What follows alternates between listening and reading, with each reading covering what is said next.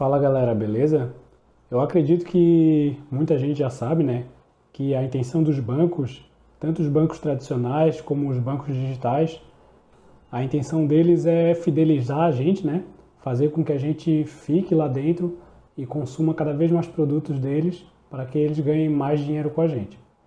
Então, hoje eu vou falar um pouco sobre a questão do Pix, né, as ferramentas de Pix dentro dos bancos. Como os bancos utilizam do Pix, né, que é uma movimentação que não tem taxa, para fazer com que a gente gaste mais dinheiro lá dentro. Então, basicamente, hoje em dia tem duas grandes categorias de banco, né? Os bancos tradicionais, como o Banco do Brasil, Santander, Bradesco, Itaú, Banco da Caixa, e os bancos digitais, né? Que tem C6 Bank, tem o Nubank, o Banco Inter, entre muitos outros que tem, até contas de pagamento, que dão essas possibilidades, né, de a gente estar organizando o nosso dinheiro, mas todos eles, no fim das contas, têm a mesma intenção, que, como eu falei antes, é de manter a gente ali dentro, fazendo com que a gente gaste cada vez mais com eles. Então, por exemplo, os bancos tradicionais, né, como o Banco do Brasil, Bradesco, Santander, eles costumam cobrar taxas da gente, né, para tudo que a gente faz lá dentro. Taxa de transferência, taxa de abertura de conta, taxa de investimento.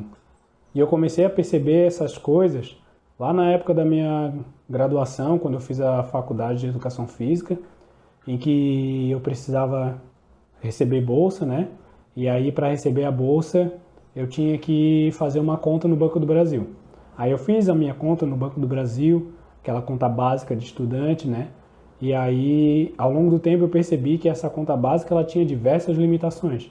Então, eu que recebi uma bolsa de R$ 400 para fazer uma transferência, principalmente no Pix, assim, o limite era de R$ 200, às vezes R$ 300, dependendo do horário que era feito.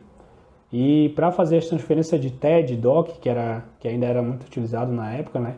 Eu tinha uma limitação de, se eu não me engano, 4 DOCs por mês e 2 TEDs por mês, né? E aí tem toda a questão do TED levar 2 horas para cair, o DOC até 24 horas. Então, essas limitações eu trabalhava um pouco, né? E aí eu tenho a mesma conta até hoje. Ela já não é mais universitária, mas ela é uma conta básica ainda. Então, o que acontece? Nessa minha conta básica, eu ainda tenho algumas limitações do Pix, que dependendo da quantia eu não consigo fazer uma movimentação. Então, por exemplo, eu recebi o meu 13º de 2024 e aí eu queria pegar esse dinheiro e jogar para a conta da corretora, né? Para eu poder investir. Mas eu não consegui fazer isso porque eu já tinha atingido o limite de transferência Pix do banco naquele mês. Então, eu fiquei preso, né? Durante aquele mês, aquele dinheiro ficou preso na minha conta porque eu não conseguia transferir ele por Pix. Então foi algo que me incomodou bastante assim, por isso que eu resolvi, né, estar aqui compartilhando com vocês. E aí vocês podem até falar, ah, Matheus, mas por que, né, não faz um upgrade da conta, não utiliza os bancos digitais para receber salário e tudo mais?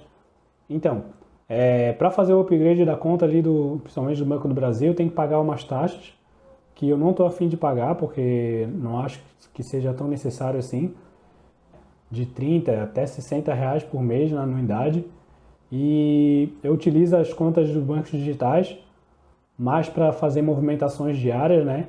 Porque eu acabo recebendo meu salário pelo Banco do Brasil. E aí os bancos eles colocam algumas taxas, né?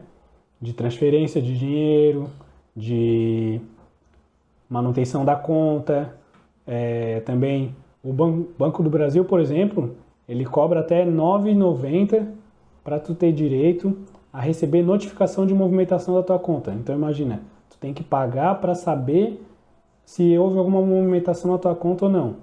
E aí, se tu quiser investir em Tesouro Direto, num CDB, vai pagar mais uma taxinha de custódia também. Então eu acredito que os bancos tradicionais eles estão perdendo um pouco nisso, né? E aí a gente pode aproveitar do que os bancos digitais têm para oferecer, né? E a minha intenção nesse vídeo compartilhar com vocês alternativas que vocês possam utilizar para sair dos bancos tradicionais e não ter mais essas limitações que eu comentei aqui, né, que é uma limitação que me incomodou um pouco, mas que vocês não precisam passar por isso. Então vocês podem buscar pelos bancos digitais, né, que eu acredito que muitos já tenham. Nubank é um dos mais famosos, Banco Inter, o C6 Bank, e tá fazendo as suas transferências diárias por lá, porque até dependendo do banco que tu utilizar, tu pode até ter alguns benefícios. Então isso é bastante interessante, né? Então algumas dicas aqui seriam, né, utilizar os bancos digitais, também investir através das corretoras ou dos próprios bancos digitais que tem corretora, né? Então, muito melhor do que um banco tradicional para investir é uma corretora. Uma corretora que ela é especializada nisso, né? Ela só faz isso, só administra os investimentos ali e muitas delas não têm taxas de custódia. Se tu investir só em renda fixa, se tu for investir em renda variável, pode ter umas taxas, mas também são bem baixas comparado ao benefício que traz, né? Outra dica também é ficar atento aos limites de transferência.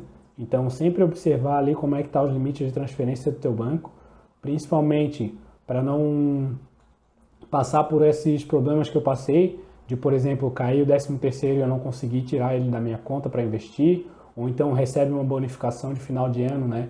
Um bônus da empresa ali do mês quando bateu a meta e não conseguir transferir também. Então, sempre ficar atento a essa questão, né?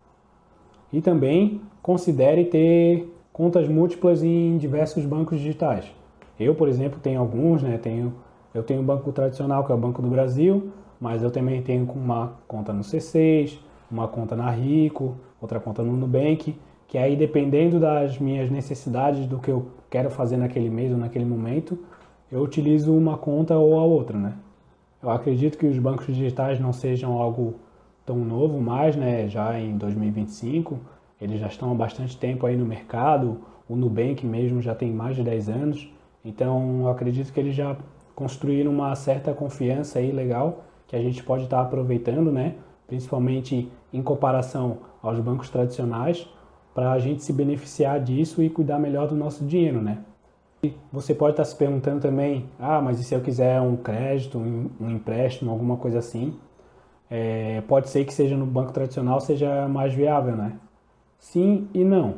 O banco tradicional, se tu já tem um relacionamento longo com esse banco, com certeza pode ser que seja muito mais vantajoso, né? E um relacionamento positivo, claro, né? Você paga o cartão de crédito tudo certinho, paga as contas em dia, não deixa atrasar nada, né? Então isso pode ajudar na hora de pedir um empréstimo ou até um financiamento, né? E mais os bancos digitais, como eles estão buscando novos clientes e crescer ainda mais a sua rede de clientes, eles oferecem condições bem atrativas de empréstimo e crédito para quem está precisando. Então, vale a pena ter a conta nos dois bancos, né? Tanto no banco tradicional como no banco digital, fazer uma simulação e avaliar, ver o que vale mais a pena. Uma última dica que eu dou é, se tu tem diversas contas, tentar organizar elas assim, essa conta vai ser para eu receber o salário, essa aqui vai ser para eu fazer os pagamentos do mês, essa aqui eu vou deixar para fazer investimentos, e aí avaliar qual que tem esse melhor benefício para cada situação que você vai utilizar.